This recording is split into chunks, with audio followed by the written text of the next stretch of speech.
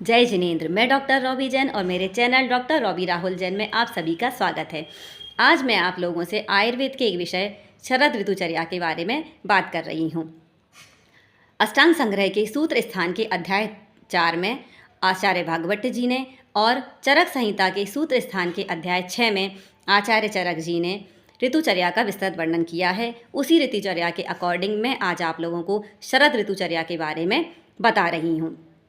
शरद ऋतु ottoman season Hindi माह के अनुसार देखें तो आश्विन और कार्तिक ये इस समय शरद ऋतु रहती है और इंग्लिश कैलेंडर के अकॉर्डिंग 15 सितंबर से 15 नवंबर तक शरद ऋतु रहती है। अब शरद ऋतु आयुर्वेद के अकॉर्डिंग वर्षा, शरद, हेमंत, शिशिर, बसंत, ग्रीष्म इस तरह 6 ऋतुएं बताई गई हैं। शरद ऋतु के जस्ट पहले वर्षा ऋतु आती है। वर्षा ऋतु में स्वाभाविक वात बढ़ती है और पित्त का संचय होता है। अब वर्षा ऋतु में संचित जो पित्त रहता है, जब शरद ऋतु में सूर्य बहुत तेज़ गर्मी रहती है, मौसम में बहुत तेज़ गर्मी रहती है, सूर्य बहुत तेज़ रहता है, तो सूर्य की उन तेज़ रश्मियों के द्वारा हमारे शरीर में जो संचित पित्त था वह प्रकोपित हो जाता है और वह प्रकोपित पित्त हमारी रक्त धातु को दूषित कर देता है। रस, रक्त, मांस, मेद, अस्थि, मज्जा, शुक्र ये 7 धातुएं आयुर्वेद के अकॉर्डिंग बताई गई हैं। प्रकोपित हुआ पित्त दूषित रक्त धातु को दूषित कर देता है, तो यह प्रकोपित पित्त और दूषित रक्त धातु हमारे शरीर में बहुत सारे लक्षणों को उत्पन्न करते हैं जो हमें देखने को शरद ऋतु में मिलते हैं और बहुत ज़्यादा डिसीज़ भी हमें शरद ऋतु में ही देखने को मिलती हैं। तो आइए बात करते हैं शरद ऋतु में हमारे शरीर में दोषों में, धातुओं में किस तरह बदलाव आता है, किस तरह लक्षण दिखाई देते हैं। शरद ऋतु में हमें आँखों में जलन, आँखों में लालिमा दिखाई देना, शरीर में जलन होना, एसिडिटी होना, हथेलियों और तलवों में जलन होना, पीलियाँ होना, इस तरह हमें लक्षण दिखाई देते हैं। महिलाओं में मेंस्ट्रुअल साइकिल के समय हैवी ब्लीडिंग होना, ये लक्षण भी हमें दिखाई देते हैं। बालों का झड़ना और बालों का सफ़ेद होना, खालित्य, पालित्य होना, ये लक्षण भी हमें दिखाई देते हैं। मुँह में छाले होना, इस तरह हमें बहुत सारे लक्षण हमारे शरीर में दिखाई देते हैं। अब हमें शरद ऋतु में किस तरह आहार विहार लाइफ स्टाइल रखनी है, इस विषय में बात करते हैं और यही शरद ऋतु चर्या है। चर्या मतलब किस तरह हमें अपना आचरण रखना है।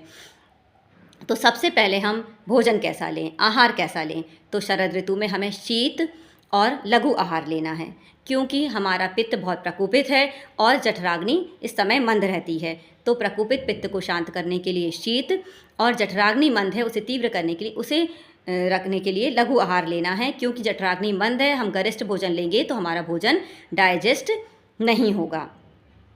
शीत का मतलब है हमें प्रकृति से शीत भोजन लेना है, फ्रिज का रखा हुआ ठंडा पानी या भोजन हमें यहाँ पर नहीं लेना है।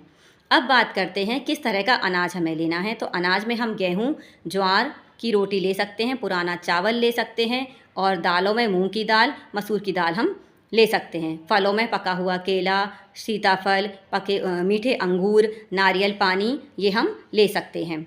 सब्जी में करेला और परवल, लौकी, कद्दू, कच्चे केले ये हम ले सकते हैं। अब हम बात करते हैं ड्राई फ्रूट्स में। तो हम अंजीर ले सकते हैं, मुनक्का ले सकते हैं, हम शहद का भी सेवन कर सकते हैं। मुनक्का को अगर हम रात्रि में भिगो कर रखें पानी में, स्वच्छ पानी में, और सुबह हम उस पानी को भी लें और मुनक्का को भी लें तो ये पित्त प्रकोप को शांत करने में बहुत मदद करेगा। साथ में हम अगर 1 चम्मच सौंफ और 1 चम्मच खड़े धनिये को रात्रि में पानी में भिगो दें, सुबह उस पानी में मिश्री मिलाकर सेवन करें तो ये भी बहुत लाभप्रद होगा। हम आंवले का मुरब्बा, आंवले का शरबत ले सकते हैं। पित्त को शांत करने के लिए हमें मधुर, तिक्त और कषाय रस का सेवन करना है। मधुर रस में मैंने आपको बताया मीठे में, और इसके अलावा हम गाय का घी, दूध, मक्खन और जो मैंने फल बताए हैं उनका सेवन हम कर सकते हैं। और कषाय रस में हम आंवला और हरड़ का सेवन कर सकते हैं। हमें आंवले का अचार अवॉइड करना है, हमें मिर्च मसाला नहीं लेना है।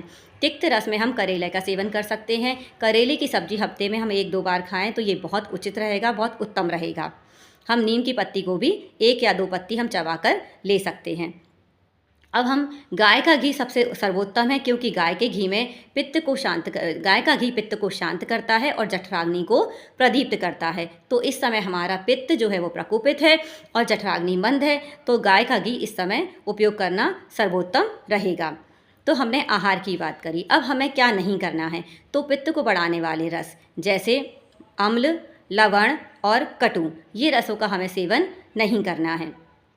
अब हमें हमें हमारी दिनचर्या में हमें क्या ध्यान रखना है, तो हमें बहुत देर तक रात्रि में जागरण नहीं करना है और दिन में हमें नहीं सोना है।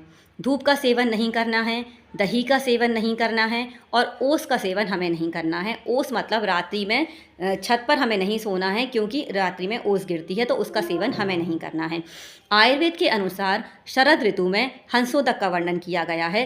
हंसोदक मतलब ऐसा जल जो सूर्य की किरणों से दिन में सूर्य की किरणों द्वारा, जिसमें दिन में सूर्य की किरणें पड़ी हों और रात्रि में चंद्रमा की चांदनी किरणें पड़ी हों, ऐसा जल हमारे पीने योग्य है। लेकिन प्रैक्टिकली अगर ये नहीं हो सकता है तो हम शरबत वगैरह ले सकते हैं।